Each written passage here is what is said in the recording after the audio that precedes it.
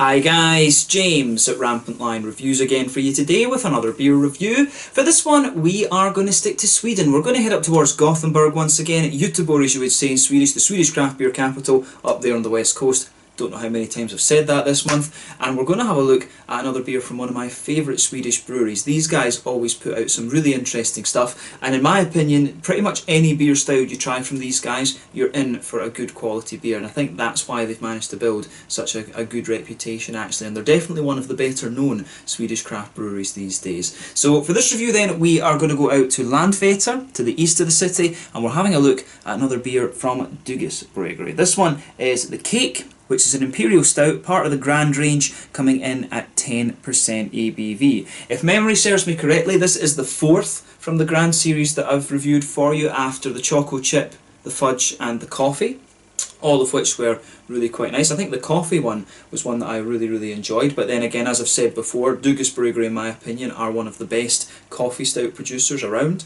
These guys do some very nice beers in that category, so I would argue they need a separate series for their coffee stouts, but hopefully this one turns out to be really nice. This one was released on the 1st of April 2020 through the local and Småskaligt assortment that we're getting every month now. It's great actually because the Swedish breweries have a lot easier access to the market, I guess I should say, here in Sweden. So we're getting things a lot more regularly from some of our old favourite breweries actually. So definitely check out any of the beers you can get hold of from Bryggeri. You are in for a treat, regardless of what style you try from these guys. There's some great stuff in there. Originally they were known for kind of fruity sour beers like the sort of Tropic Thunder, and more recently they've been brewing the a lot of kind of New England hazy type IPAs actually, and they've had the Imperial Stouts on the go for quite a while as well. They did a lot of collaborating with Omnipollo to make some of the beers that they've released, and I think that's where they've got a lot of their the knowledge that both of these breweries has been pulled together, if you like.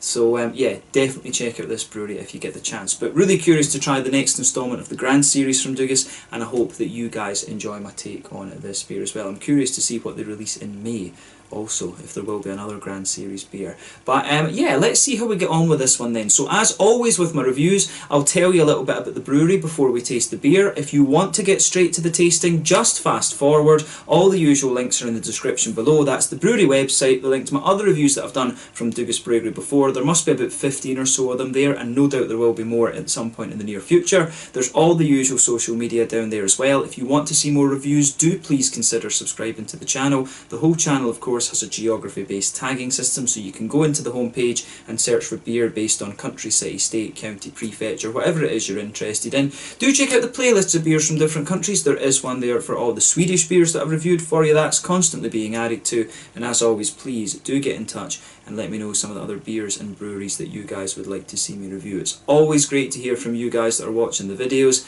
and the support that you show the channel is hugely appreciated. So anyway, to tell you a little bit about Bryggeri then, on to my brewery notes. So Bryggeri, as I've mentioned to you already, are based in Landvetter on the outskirts of Gothenburg, kind of out to the east of the city, kind of northeastish if I remember correctly, and the brewery was established back in 2005 in Mölndal, a little bit further south, by Mikael Engström Dugge.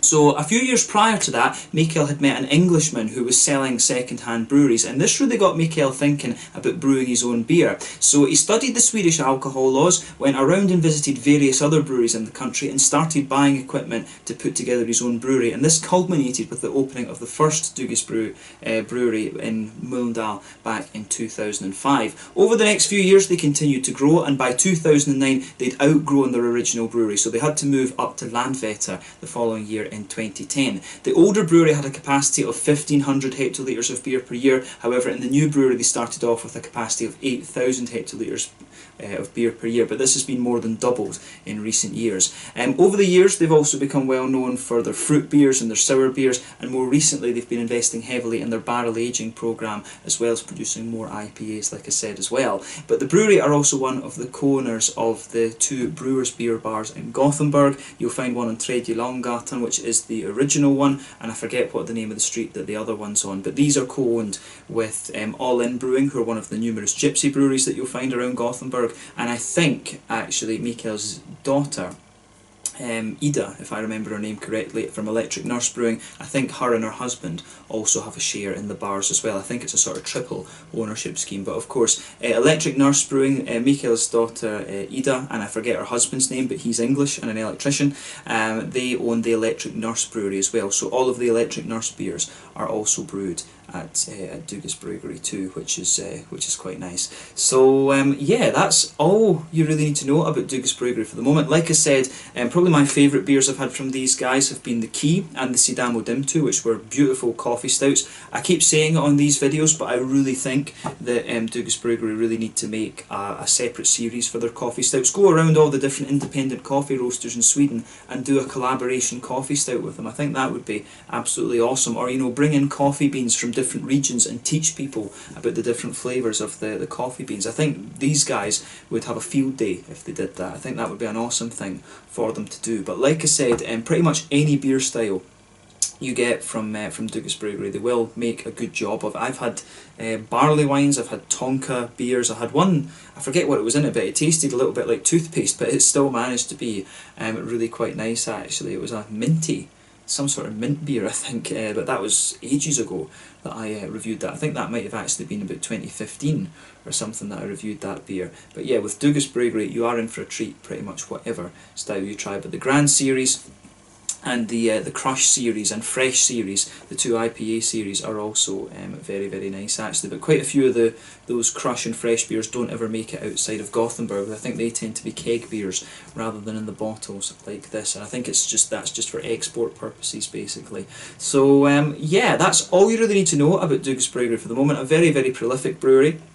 The number of beers that it says they've produced on Untappd is completely inaccurate. It's far, far too low. But if you know this brewery, I think it said it was only about 50 beers or something like that, and there's no way that Douglas Bryggeri have only produced around 50 beers. So a very prolific brewery, these guys, and definitely worth checking out if you like your hazy IPAs, your sort of sour fruity beers, or your big Imperial stouts. They've got a hell of a good range of different things there. So yeah, that's it. Check out the brewery website in the description below. You can follow them on Facebook and Instagram to keep up to date with all the latest goings on. And you can check out the Rate Beer, Untappd and Beer Advocate pages for Douglas Bryggeri as well. So yeah, let's get on and actually have a taste of this one then. I'm really, really curious to see what this beer has in store for us. So as you can see, it has the typical Douglas Bryggeri artwork on it. You can see round here it says the Grand Series Imperial Stout. All of these are 10% ABV. There is the other Douglas Bryggeri symbol that you'll find on a lot of these beers, and it says on the side, cake is part of a journey towards the perfect Imperial Stout, towards utopia, step by step, beer by beer, on and on,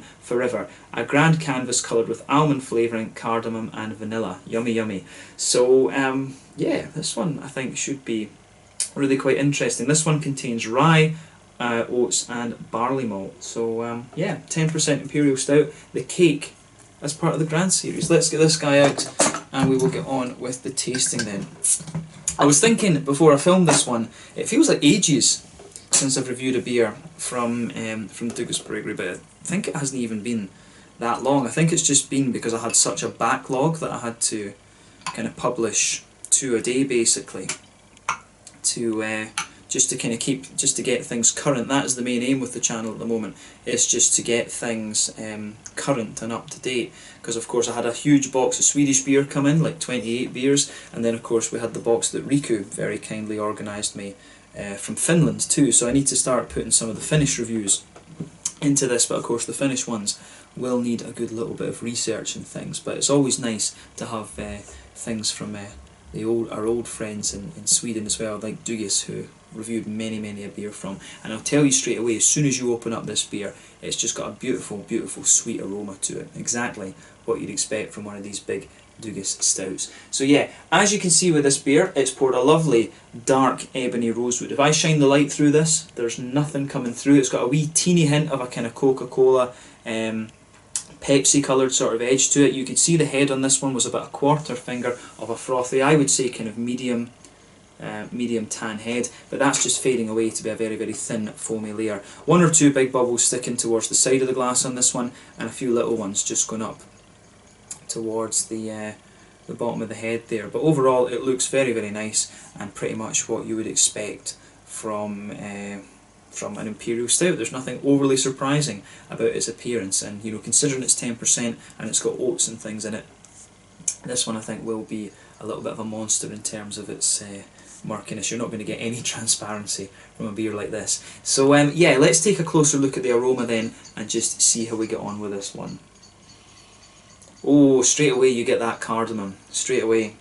It wasn't so obvious when you open it up, when you open the bottle up. It was the vanilla and the nuts and everything else that was coming out, but as soon as you go into this beer, it's straight up cardamom.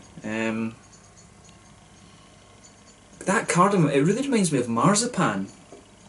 I don't know if is marzipan another name for cardamom? Because I know that's one of the things that sometimes confuses me a little bit with Swedish beers and some other countries as well, is that they use the American words for things, and I don't know if cardamom is marzipan. Let's just have a little look at this.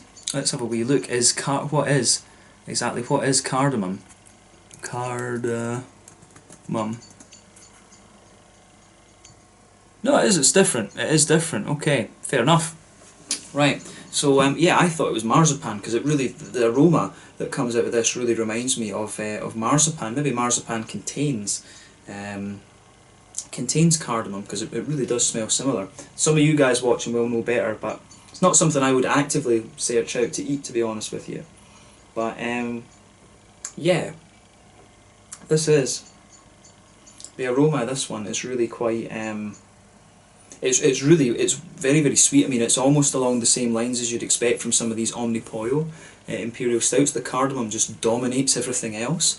And I quite like it. I mean, the more and more that I smell of it and that I get used to it, it doesn't come across as all that pungent anymore. You get some nice you do get a kind of sweet vanilla coming out of it too. You can really get that. There's some of it's got a milky kind of chocolatey note to it as well, and almost a little bit of a kind of lactosey type note as well. The vanilla and the oats are really mixing together, and it has a little bit of this kind of lactosey type vibe to it as well. You can smell the sweetness of that at the front of the nose, but around the edges of the aroma, it's almost like the cardamom is just there, and it's holding its ground, if you like. That's really the big thing with this one. The cardamom just dominates, and then everything else starts to push its way through. It's almost, the way the aroma comes out of the nose, it's almost like you've got a plate, and that's the cardamom, and then in the middle you've got in the middle towards the front you've got the oats and you've got the vanilla, then you've got the chocolate in behind that, and you've got a bit of the brown sugar and things in there as well. So it's almost just like a plate of cardamom, and then everything else smells like it's in the middle. But as I say, that cardamom, it really reminds me of marzipan. So yeah, big marzipan-y smelling Imperial Stout, this one. But as I say, the more and more you smell of this, there's a lot of sweet chocolate in there, a sort of 60% cocoa chocolate. There's a little bit of the oaty, the kind of oaty and vanilla notes do give you the impression of a lighter kind of 30-ish, 40% milky chocolate as well. Definitely some sweet caramel in there. It's leaning towards that sort of fudgy side of things, which is nice.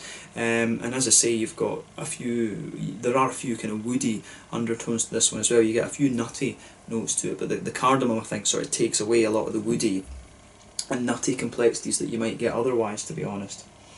But yeah, the more and more that you smell of this beer, you've got the spicy thing. The spicy thing just sort of saturates your nose, and then you start to get more of the kind of sweeter side of things coming out of this beer.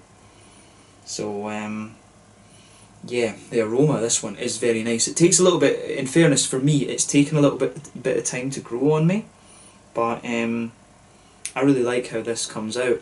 On the hoppy side of things, there's a little bit of earthiness to it.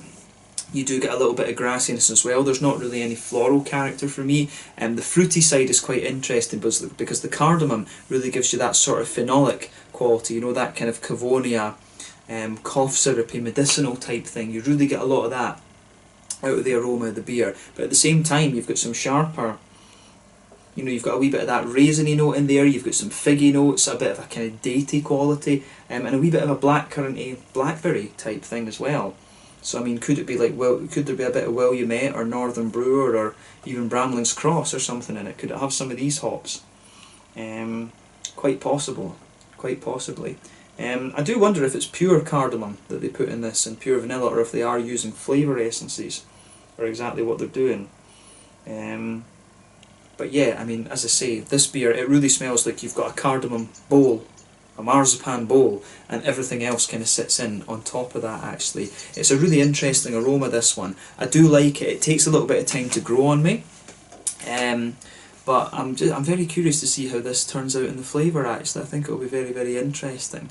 So yeah, let's have a taste of this one then and see how we get on. As I always say, take a bit of time to enjoy the aroma, but let's go for it. This one is the Cake, part of the grand series of Imperial Stouts at 10% ABV from Dugas Bryggeri in Landvetter on the outskirts of Gothenburg here in Sweden. Let's get stuck in. This one was released on the 1st of April 2020 through Systembolaget here in Sweden. Slange, skål.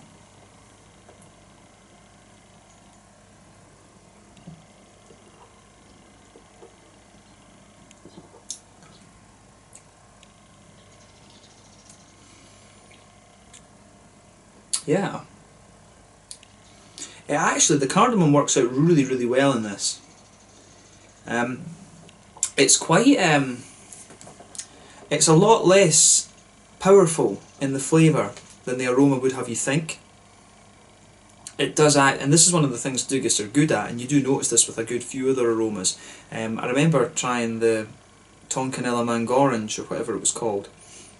I'm sure I had, was it Boom Barrel it was called? It was like it was either a quad or a barley wine, and it had tonka beans in it. It had been barrel aged. I think it was with De Molen that they did that, from the Netherlands, and that thing was just a monster. The tonka beans, you could smell them, you know, a mile away, but they just, in the flavour, they sort of calmed down a little bit, and everything else balanced it out. This beer does exactly the same as that, so you will get some really powerful aromas from these Dugas beers, but don't be put off by that, because Dugas really do have an ability to actually balance these beers really quite well.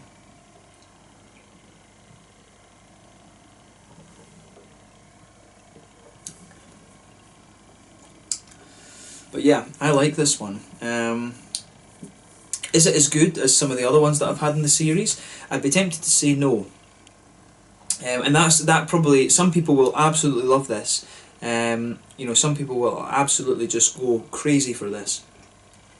Some people, I know some people that really like these kind of spicy Imperial Stouts. For me, if it comes to an Imperial Stout, I want it big and sweet, or I want a coffee one. In fairness, some of the roasty and toasty, you know, Russian Imperial Stouts, they can fit the bill, but for me, I'm more of a kind of sweet stout or coffee stout guy, to be honest with you.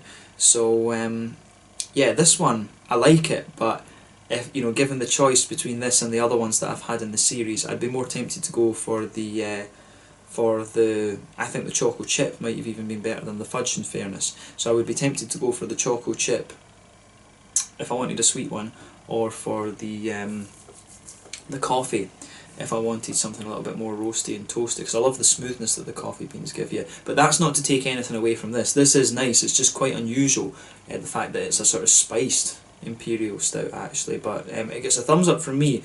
I would drink a small one of these. I mean, if it was on offer and I fancied an Imperial Stout in like Brewer's Bar or something, I would have it. But I think in terms of if I was buying bottles again from Dugas, then I think probably I would go for the other ones over this. But that's just me, as I say. Some people might really, really like this.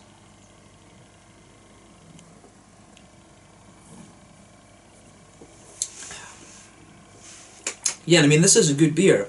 You can tell straight away it is very, very nice. But I mean, you know, the thing you have to say to Dugas as well is it's great they're experimenting with different ingredients and things. For me, the cardamom just doesn't work as well as tonka beans did. Tonka beans was a real kind of, you know, there's a bit of a knock out of the park, to be honest with you, how well those beers turned out. But yeah, the way this one comes out, it is quite nice. Some people I can see will absolutely love this. So let's just try and break the flavour of this down then. So, you know, the middle of the whole of your tongue pretty much is blanketed with this sort of cardamom flavour, and you can feel your whole palate just kind of drying out a little bit, and then you start to get more and more of these kind of, it's not overly spicy, but you just get that little bit of a kind of spiced vibe out of this beer, the cardamom flavours, which is nice.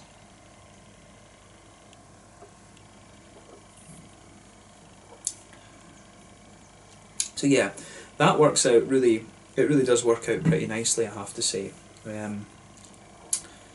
it is a lot more subtle, as I say, than the aroma would have you believe. But let's kind of focus on the middle of the palate then. Again, if you go towards the back of the palate there, I think you can get some of the rye notes out of it, and I think the rye's been put in there to sort of give you a wee bit more of a kind of grainy feel and smoothing out the back of the beer. But then as you come further forward on the palate, if you go to the front corners of the tongue, for example, and move in, you will notice some woody undertones there. You can get some of the kind of oaty smoothness out of the beer as well at the front, and a little bit of the vanilla is kind of sitting there. And then as you move further back, you start to get the chocolate. The chocolate kind of sits there in the kind of cardamom bowl, if you like. And it's quite a, as I say, it's a sort of 60, 70-ish% dark chocolate that's there. And then the more and more you let it settle, it sort of evolves to be kind of 30, 40-ish% milk chocolate, and then on top of that you've got a wee bit of the brown sugar, and the brown sugar for me is quite interesting.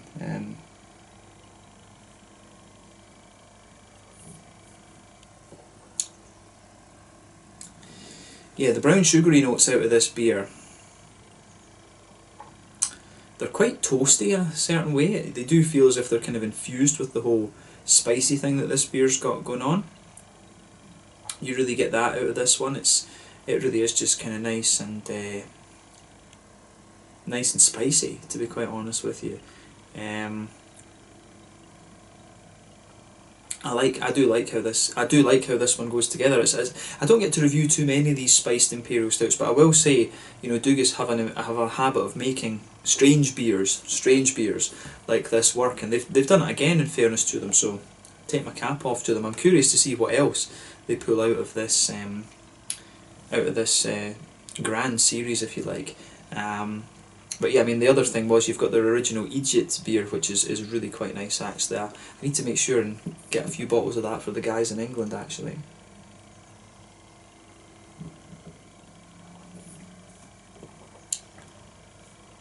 But yeah, that's pretty much the malt base on this one kind of covered. If you go towards the back of the palate, as I say, you get a bit of the kind of rye graininess out of the beer, and you get everything else just kind of sitting like that. As I say, it's like a cardamom bowl or a marzipan bowl, and all these other flavours are just sitting inside of it. On the hoppy side of things then, back corners of the palate, there is definitely a wee bit of earthiness in there. Going from the way the earthiness comes out, I wouldn't be surprised if it's an English hop that's in here. I wouldn't be surprised if it's a bit of Bramling's Cross, to be honest with you. But the earthiness does have that bit of darkness to it. As you come further forward along the sides of the palate, it gets a little bit herbal, and that builds a good bridge with the kind of cardamom, because it has that sort of spicy, herbally, vegetally sort of vibe to it. But then as you come further forward along the sides of the palate, that smoothens out. You get a wee touch of floral note on the front corners of the palate. Then round the front curve of the tongue, it is just a little bit lighter and more grassy in my mind. Then behind the front curve of the tongue, that's where you get that nice oily bubble, where those juicy fruity esters start to push their way out of the beer, and we'll have a focus on that now as well.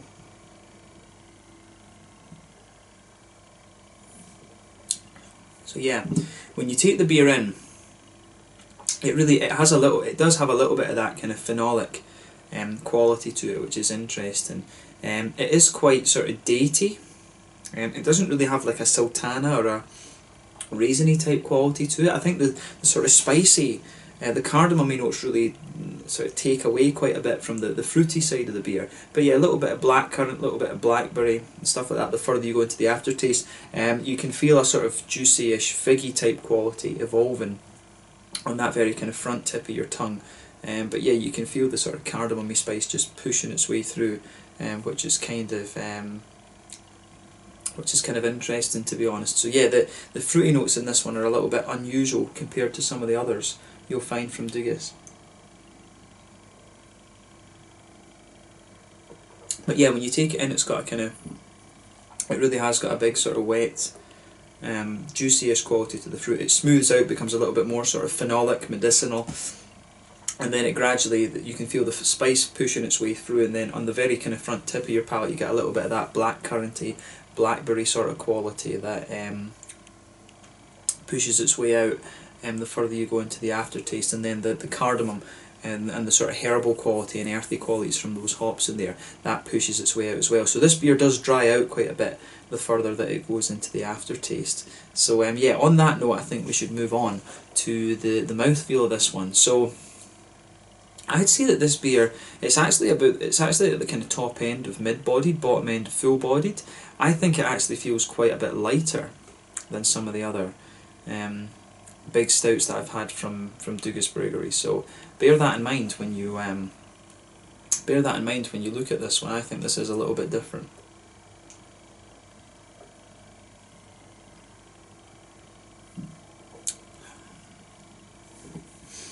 So yeah, this is a wee bit different. I